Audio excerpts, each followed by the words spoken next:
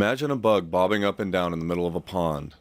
The crests of the waves it produces form concentric circles.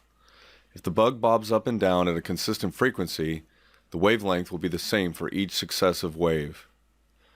If the bug started to move across the water at a speed that was slower than the waves, the wave pattern would change. The circles are no longer concentric because the bug was not in the same place when each one was created. The bug is still making waves at the same frequency as before, but an observer would encounter the waves at a higher frequency.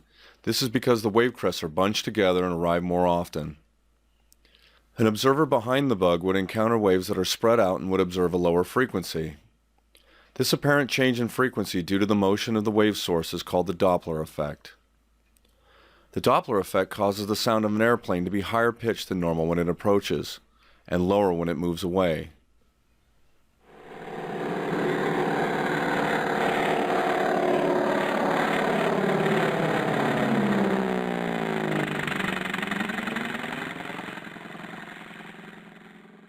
The Doppler effect also works when the observer moves toward or away from the source.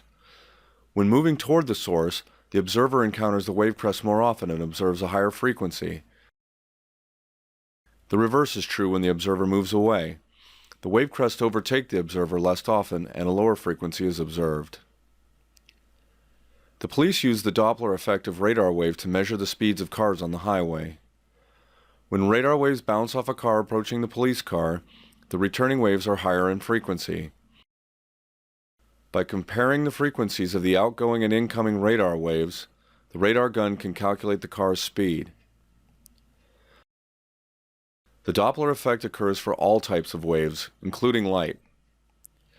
When a light source approaches, there's an increase in its measured frequency.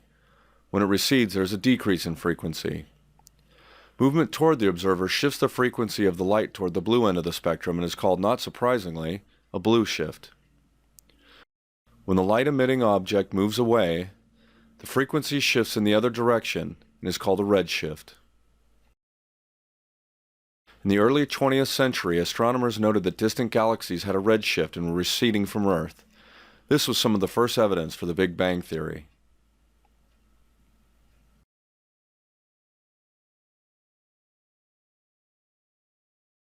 If the bug in our first example were to swim at the same speed as the wave, something interesting happens. The wave crests pile up, and the amplitude of the wavefront can be very large. The same thing happens when an airplane flies at the speed of sound. The overlapping wave crests disrupt airflow over the wings and make it harder to control. When a plane flies faster than the speed of sound, it's called supersonic.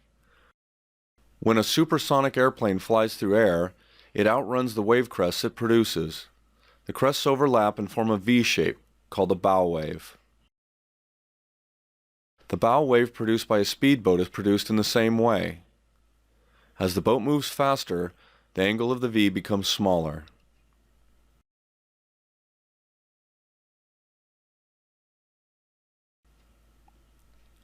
When a supersonic airplane creates a bow wave in air, the bow wave is a three-dimensional cone trailing behind the airplane and is called a shock wave. The conical shock wave spreads until it reaches the ground. The shock wave produces a loud crack when it reaches listeners and is called a sonic boom. The ears can't distinguish between the high pressure from an explosion and the pressure of many overlapping wave crests. A common misconception is that sonic booms are only produced at the moment when the airplane surpasses the speed of sound. In reality, a shock wave and its sonic boom are swept continuously behind an aircraft traveling faster than sound. The shock wave has not yet encountered listener C, but is now encountering listener B, and has already passed listener A. A supersonic bullet passing overhead produces a crack, which is a small sonic boom. When a lion tamer cracks his whip, the cracking sound is actually a sonic boom produced by the tip of the whip. Snap a towel, and the end can exceed the speed of sound and produce a mini sonic boom.